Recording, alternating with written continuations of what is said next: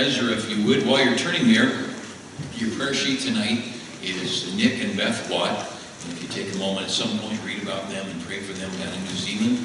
It is a very comfortable world as far as sanitation and all those civilized things. It's a lot like Mayberry. My wife and I have spoken there. And, Brother David Tuzak and I have spoken there at a conference. I've been there with some other men at different times. And but it's a difficult world to minister to because they're just very comfortable. I don't know what it is, 50 or 70% tax on every penny that you make, and then of course the government obviously tries to take care of you. Although he did say one of the men in his church needed surgery. The doctor said he needed surgery. He went down on the list and he kept going back waiting. He said after 12 months on the list for the surgery, he said it's been 12 months. When am I going to get the surgery? They said, if you've been on the list 12 months and you're still alive, you don't need the surgery. They took his name off the list. So much for socialized medicine. But anyway, there's some good churches down there. Nick and Beth are doing a good job. I hope you'll take time to pray for them. And there are envelopes. You can put anything in that for that platform, which we're wanting to buy for the ministry here. Any envelope, just write Christmas gift. But there are some envelopes either in the pew or in the back table. I'm not sure what they just got printed today. But if you want to use one of these, it might be easier for you. Put anything in there, drop it in the offering plate. That would be great. And it's good to see Brooke back. Brooke had some surgery, and she is, I was going to say she's up and running, but we'll just say she's back at church, and we're glad she's here. And thank you, Brooke. We missed you. Take the Bible, look to the book of Ezra with me, and we're going to take just a moment for review. For those that might not have been here, just to remind us how we got here. Remember, the people of the northern half of Israel got carried away captive to Syria, to Assyria, and 722, a ballpark.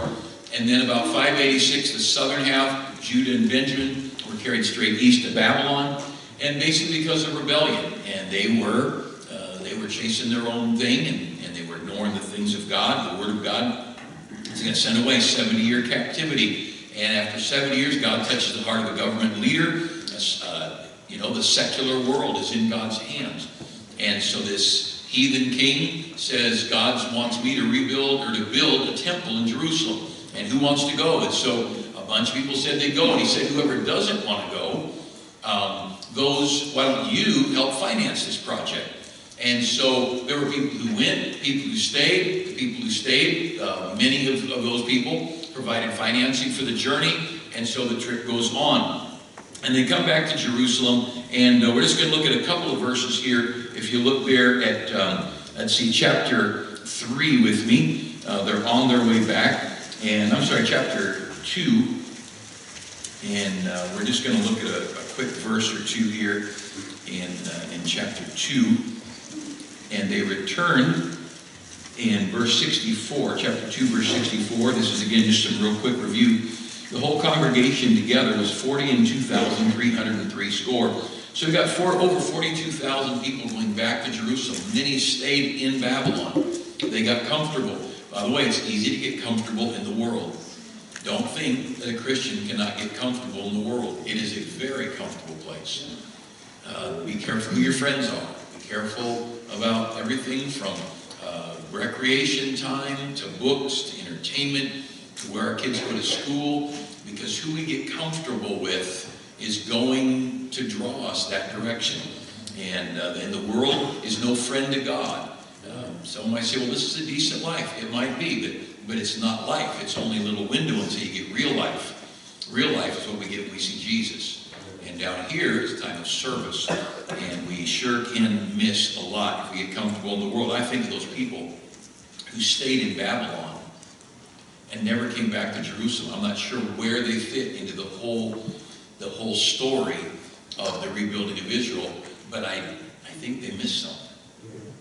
And I'm not saying they're bad people. I'm just saying it's a risky thing. But we went through some numbers last week, and the highest number we could find was about 10,000 being carried away captive. We just read 40,000+ going back. They more than 4 times their growth while they're in captivity. Along with that, if you read those next couple of verses, in verse 65, besides their servants and their maids, whom there were 7,300, if you read through the next verses, There were singing men and singing women. There were horses, there were mules, there were camels, and on and on. And down at verse 69, they gave after their ability unto the treasure of the work 1,000 drams of gold, 5,000 pounds of silver, and on. So the people gave a lot of gold and silver, and there were the 10,000 or so that were carried captive. Many times more came back with servants. They prospered.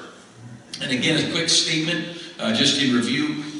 God deals with nations, and so God's hand of judgment was on Israel. But that didn't mean God couldn't bless the individuals. Amen. Daniel was blessed, and Naaman's handmaid was blessed, and Nehemiah was blessed.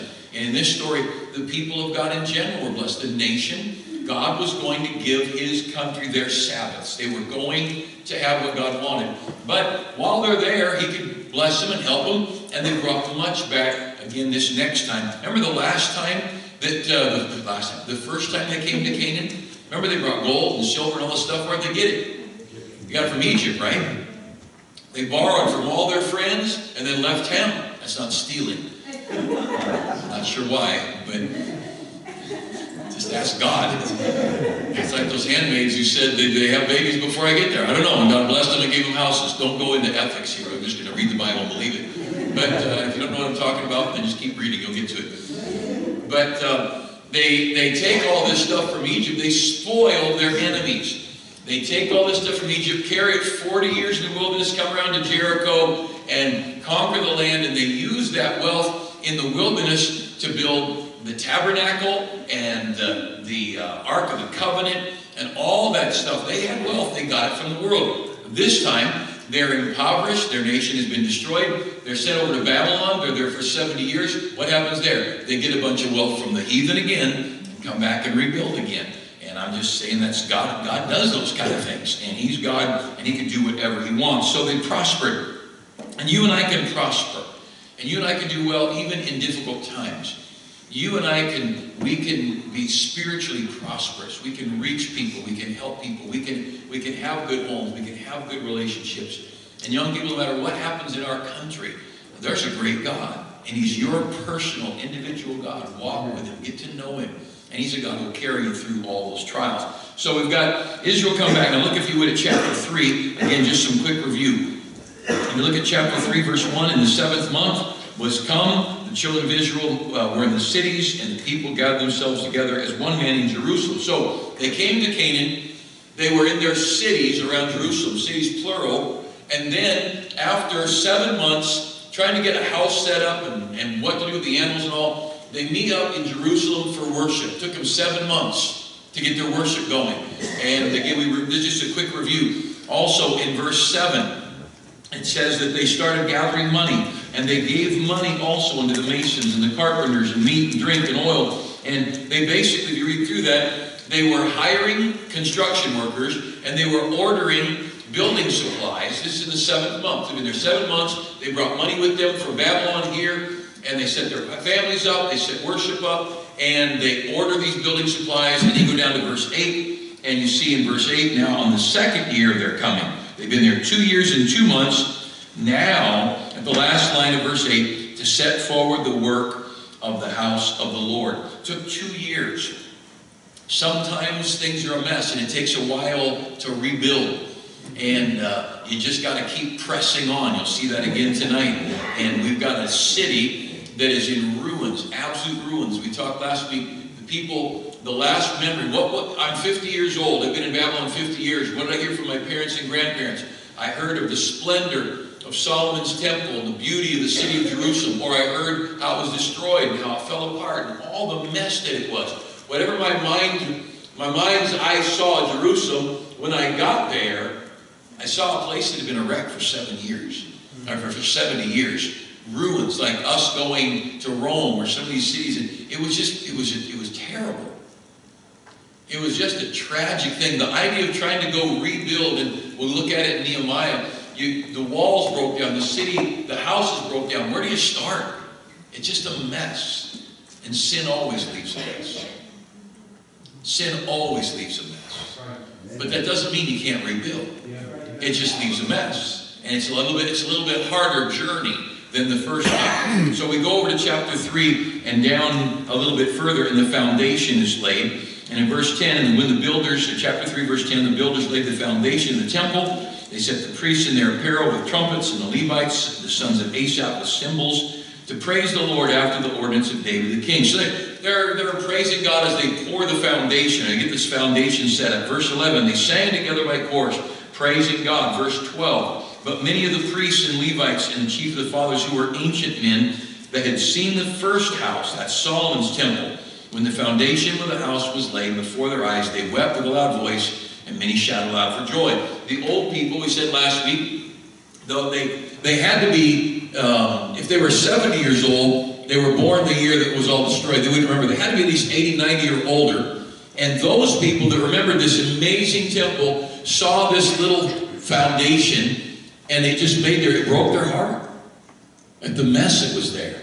The young people, they looked at it and thought, man, this is going to be great. This is home. We're not in Babylon. We're in God's country. This is where God put us in, and this is going to be wonderful. And I talked last week about how some of us that are older need to let the young people rejoice in what's going on, because they're happy. They're serving God. They're growing in grace. And we ought to rejoice that there's some young people wanting to be excited about serving God. We ought to be thrilled there's young people wanting to go on for God. We don't want to sit there and tell them, oh, well, it's just not very good, and it's a mess. And come on now, they got the foundation laid. They're ready to build something. Let's boost this thing a little bit. On the other hand, young people would be wise to listen to some of the older people who might know a few things. Maybe they're old and they don't know much. They're over 50. They pretty much lost all their brains by that time.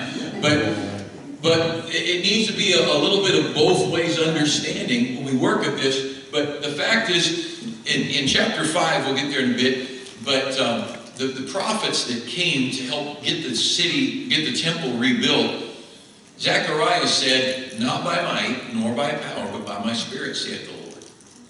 He said, here you are worried about whether this temple's big enough. He said, it's not the temple. It's the Spirit of God in that temple. And what we better worry about is grieving the Spirit of God. Let's don't worry about the temple.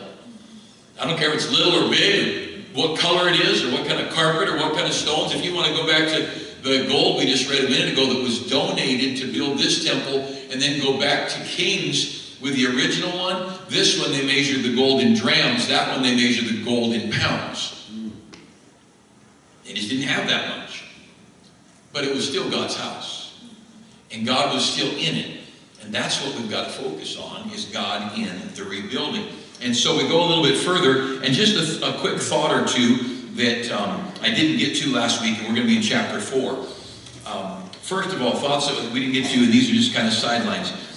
We may not always like all of the decisions made in anything. Military, job, whatever. Decorating, how about this? Have you been decorating? Is there complete unity in how you decorate? The only house with no difference of opinion in decorating is the Jehovah's Witness house.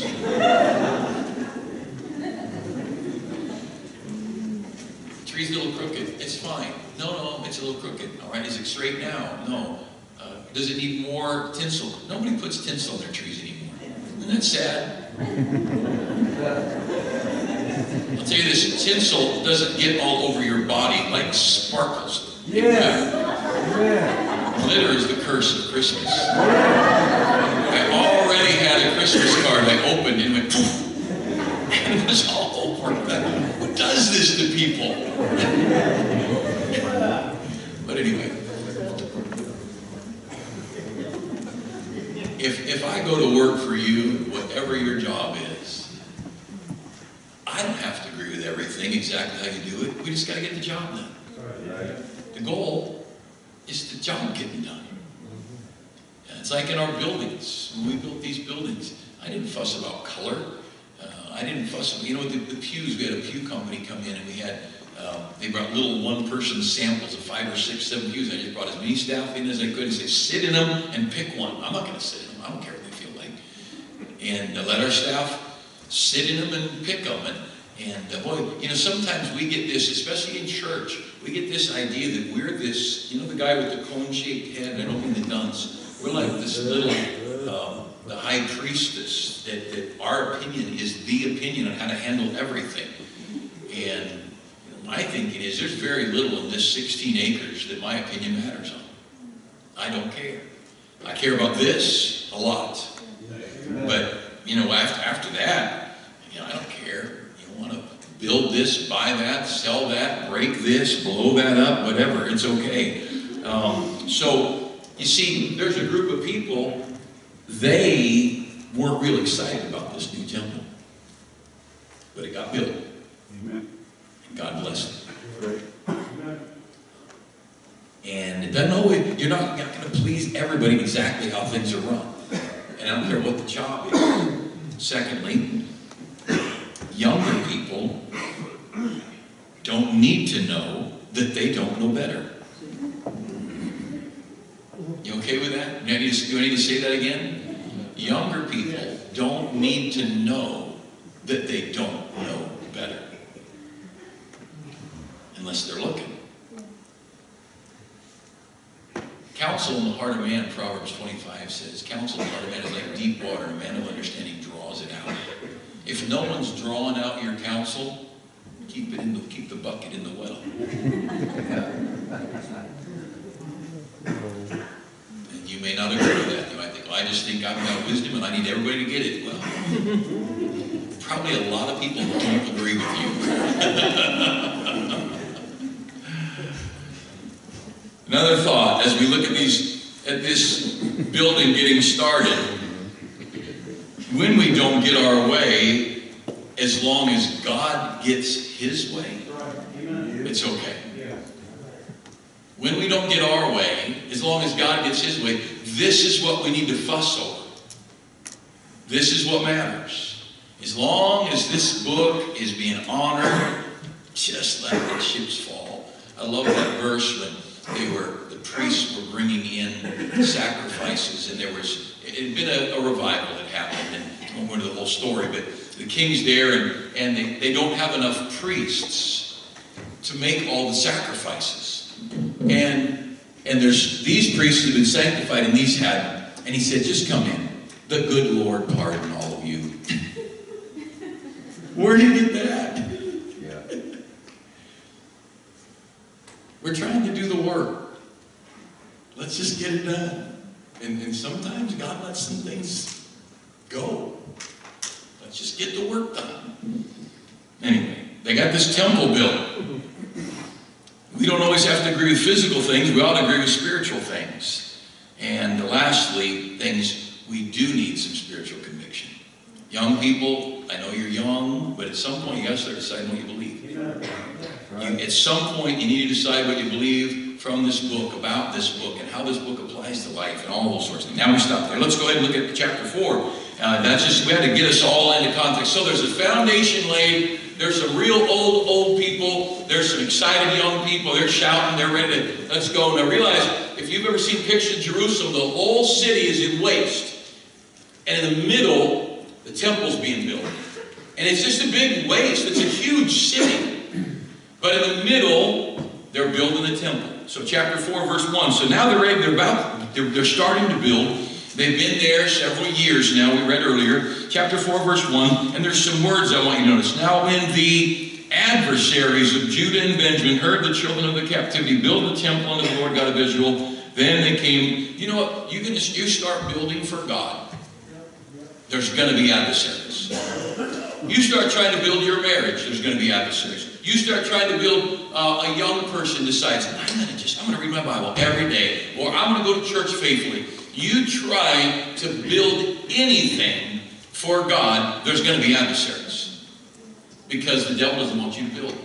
You want to be idle? You want to just slowly float along in the river of complacency? Guaranteed, hardly any adversaries out there floating. But you try building something, and the adversaries will be there. Well, let's look down a little bit further. Not only, and we should expect them. Look at verse 4. Then the people of the land weakened the hands of the people of Judah and troubled them. They weakened them and they troubled them. Now the fact is, right now they couldn't stop them, but they could weaken them. They could weary them. How did they do it? They go on to verse 5. It says in verse 5, and they hired counselors against them to frustrate their purpose. All the days of Cyrus, the king of Persia, and even in the reign of Darius, the king of Persia. And so they start out, and they're going to build, and they're excited. They got the foundation laid, and they're ready to go. And the first thing that happens, their adversaries come, and the adversaries' goal is to weaken them, to trouble them, and to hire counselors against them. And then down in verse 6, you go down the next verse, and in the reign of Ahasuerus, in the beginning of his reign, they wrote unto him an accusation against the inhabitants of Judah. Now they're going to a political accusation. So they're over here in Jerusalem, and clear back there in Babylon, there's already been a change in regime from Cyrus that said, go rebuild. Now there's another king there, and then there's going to be another king there. And the enemy, the adversaries here, who troubled them and frustrated them and caused them some grief, now they say, let's write letters back there and let's give them. And you know what they told the king? You read through here in the letters. They said, you're not going to receive any more tax money. They built this city. You're not going to get any tax money. You're not going to have any place over here. They're going to throw your influence off, and you're going to get nothing but trouble from these people if you don't stop these people. They're just a handful of Jews trying to build a temple. How many temples? How many churches were there? All these people would have religion. But see, the ammunition that the devil uses against you, you try to build a good Christian home. You know the biggest ammunition? It's mental. Yeah, right. Amen. They trouble you. It's like how many straws can pile on a camel's back. All of these things, they weakened their hands. They troubled them. They caused them grief. Understand, the devil's biggest tool is working on your heart and your head. And just this one straw after another piles up in these difficulties. And you just think, what's the point? That's where he said they frustrated them. See, if you get frustrated enough, the devil can't stop you from going on for God. But he can frustrate you enough, you stop going on for God. Come on, amen. There's no way the devil can stop you from going soul winning. But you can be frustrated enough, you stop. That's right. The devil can't stop you from teaching a Sunday school class, or working the bus route, or singing in a choir, or doing whatever. That's right. But he can frustrate you enough. It's like in marriage. I had a gal come to me one day, and she had a pretty decent job, and younger couple, and her husband was a small, beginning private contractor doing some custom work in homes. And she said, Pastor, I have bailed my husband out of small claims court for the last time. I said, that sounds serious. I had no idea what she's talking about. But I guess he just was one of these guys who liked one job. So he'd get halfway through a kitchen remodel and he'd take another one. And he'd get halfway through the tile job and someone's whatever, and then he'd take another one. And he wouldn't finish, or he wouldn't do it the way he said it. And then they'd be being sued in small claims court. So since they're married and she had a job and had money, then she's bailing him out. And she said, I'm not. And they ended up divorced. He just wore her out. And that's why you need to guard your words. You can wear your spouse out. Come on, amen. Enough criticism, enough complaining, enough whatever. You can say enough that someone says, you know what? Better dwell in the corner of a housetop. And it's not just ladies. It can go both ways. Right. And that's what he's talking about here. You read these verses. In verse 4, the people of the land weakened the hands and they troubled them. In verse 5, they brought counselors along to frustrate their purpose.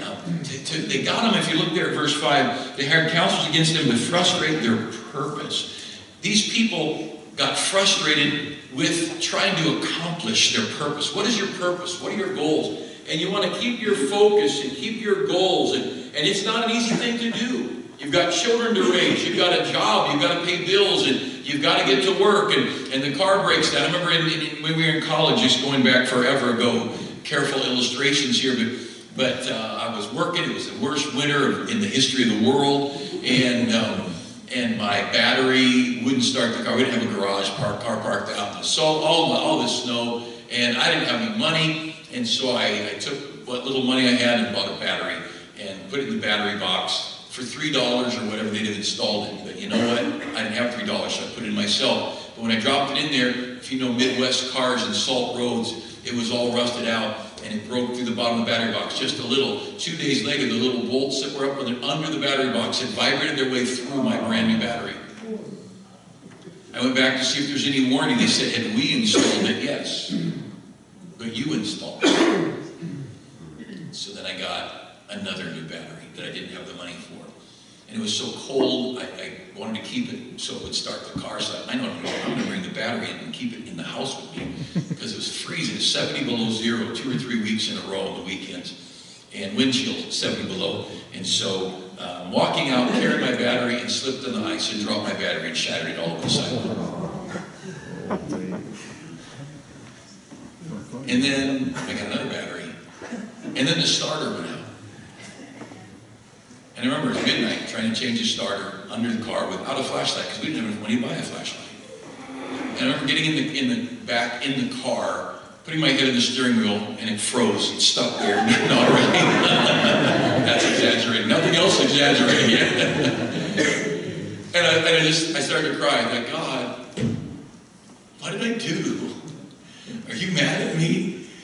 But it's one thing on top of another, and it wearies you, it frustrates you, and it takes all the strength out of you. And in verse 4, it weakens our hands. In verse 5, it frustrates us with our purpose, and all these things that go on. And that's what the devil will do. That's why in Joshua chapter 1, 3 times, he says, be strong and have a good courage. And then he says, be strong and very courageous. And then he says, only be thou strong and very courageous. 3 times in Joshua 1. Why? Because you are going in, and God will go with you, and you can do this. But it's really going to test you. Because you're going into battle. And the devil's mode of attack is not sending some demoniac into your house to burn the place down like some scary Halloween movie. He'll just frustrate you little by little, by little, by little, by little, until you forget your purpose. Scary thing. We've got to be strong, very courageous. So if you look down to chapter 4, verse 23, the letter came back from the king. Now in the copy of the King Artaxerxes' letter was read before Rehum and Shimshai the scribe, the king said, stop their work. The letter was written, and their companions, they went up in haste to Jerusalem and to the Jews, and made them cease by force and power. Then ceased the work of the house of God, which is Jerusalem. So it ceased under the 2nd year of the reign of Darius. So we're sitting here in this situation where the work stops. And again, we can just say this: if you're setting up a flower garden and something goes wrong, it might take you an hour to redo it. If you're changing a motor in a car, it might take you a day or 2 days to do it. If you're rebuilding a fallen city, it's a big old job. And some of the work God calls us to do is difficult.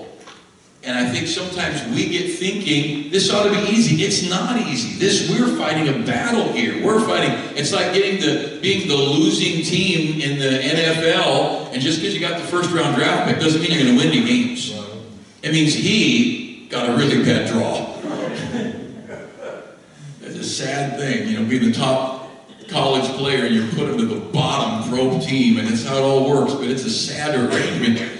So it's a long, I remember when the Clippers started. Some of you aren't old enough to remember that, but when they started the Clippers, they didn't have a team. They couldn't win a game. They were the laughing stock of basketball. You just have to keep pushing and keep pushing and keep pushing, and the battles are there. And the bigger the mess, the bigger the battle. There's a house up by my mom's that had like a 20-foot diameter gazebo. And the house was just terrible, trash everywhere, a mess. And each year you could see the gazebo leaning more and more and more. And finally, so the wind blew it, it's on the pile. Anyway, I don't know if they died, moved, whatever, but it went up for sale. Before it went up for sale, my mom said she saw they opened the garage door and she said it was just solid. Just boxes and trash. The big, giant double car garage door. All the way there, she said, was just solid. There was just dumpster after dumpster, and they just emptied the whole place. And in the end, we looked at it online. They sold it for like $300,000, new hardwood floors, new cabinets, new everything. But something in those walls is alive. I would have had to fumigate seriously before I lived in that house. It was a mess. So we've got the work stopped just briefly.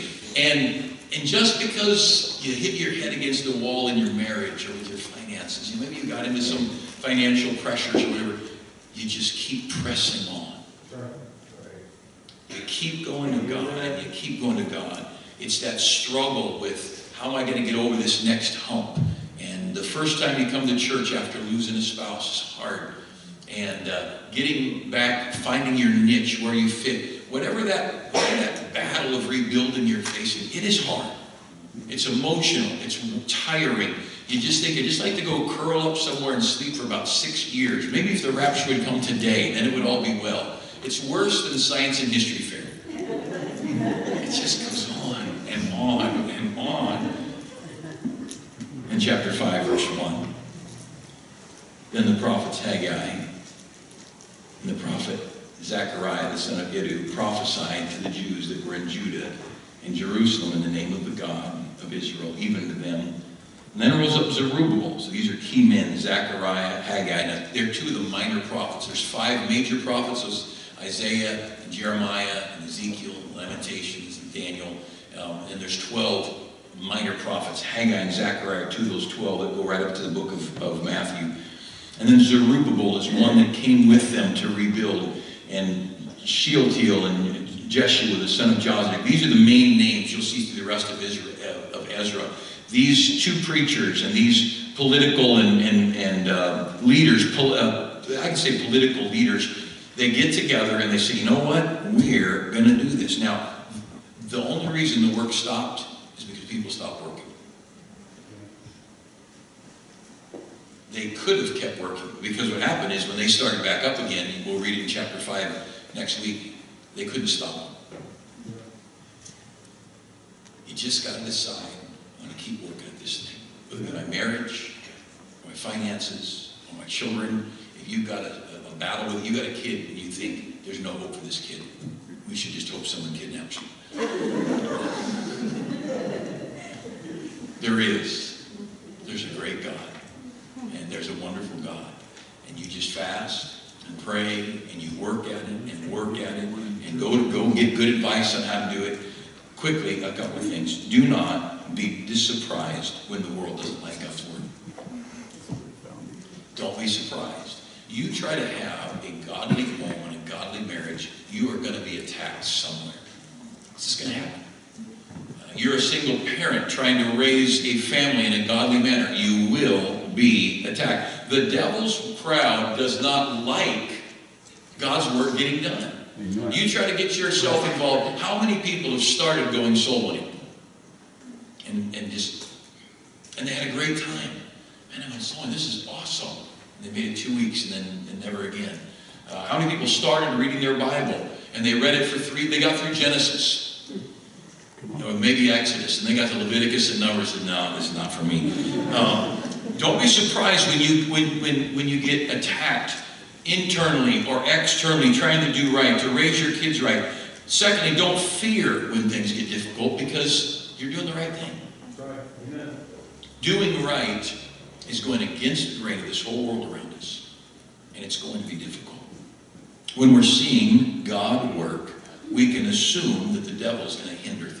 Right. When we're seeing God work among us, you can assume he's going to look for any little thing. All that's going on in America right now, is anybody paying enough attention to realize that it is crazy? Come on. And it wasn't that way 2 years ago. Why is there such panic today that there wasn't 2 years ago? Because things are turning in a good direction right now. Right. That's right. From the economy to Christianity, things are going the right way.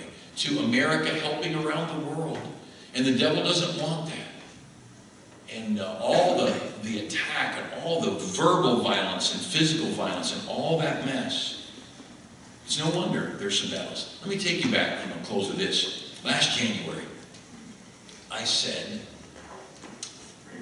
I don't know if it was the first sermon of the year, last summer, and the year before, second or third week, but in December, early January, I said, here's our goals for the next few years.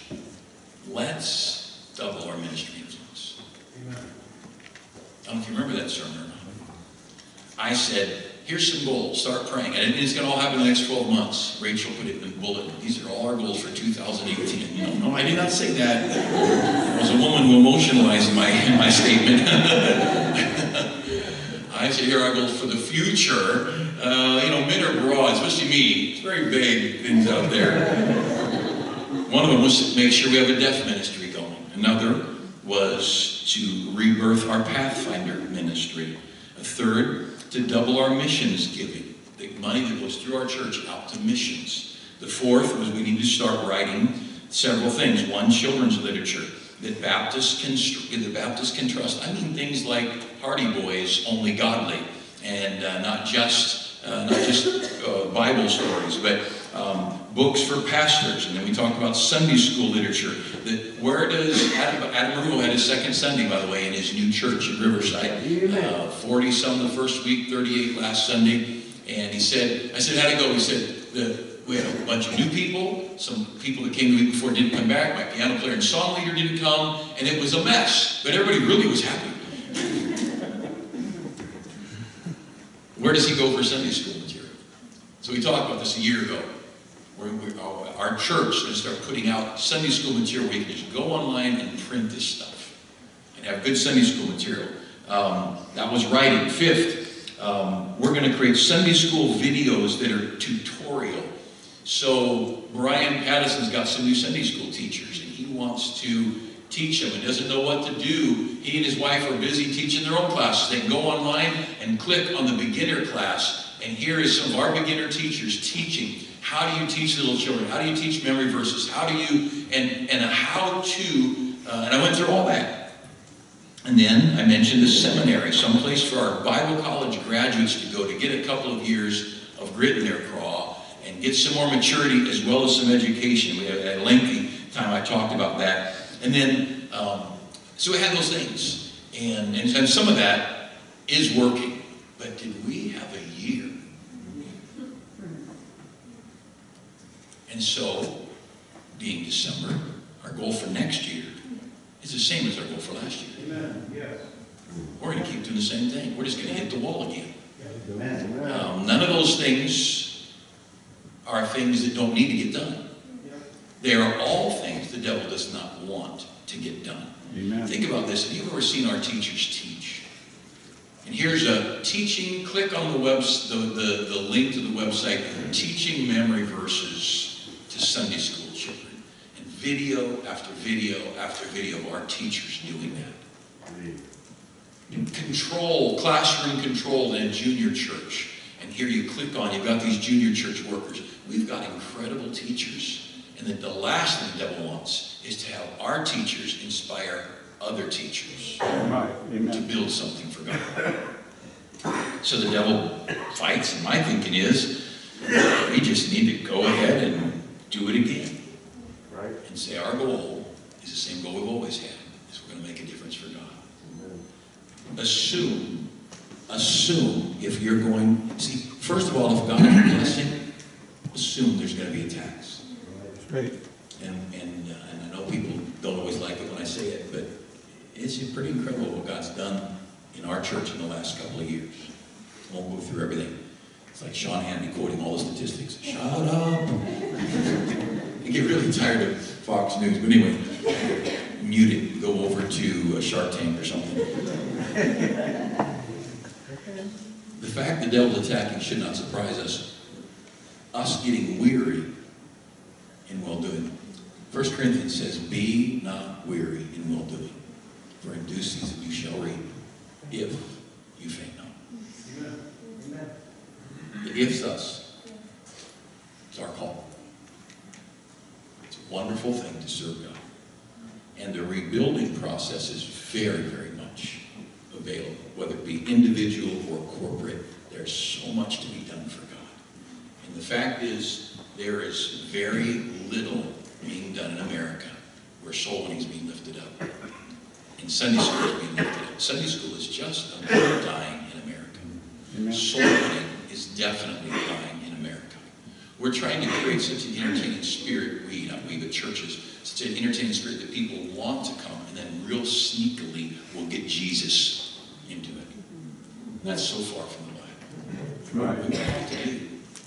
And by the way, the number of visiting families we've had lately shows that it's very, very workable. That's right. And I mentioned Sunday night, we're getting ready to have our first Arabic fellowship because God's blessing. Amen. New families, train them, and we just need to reach some rich ones. But anyway, we've had budget Sunday, so that's all right. Everything's okay in our Father's house. The big question is, can we keep doing what we're supposed to do and not be weary in well doing? Father, bless us and help us. And where we are is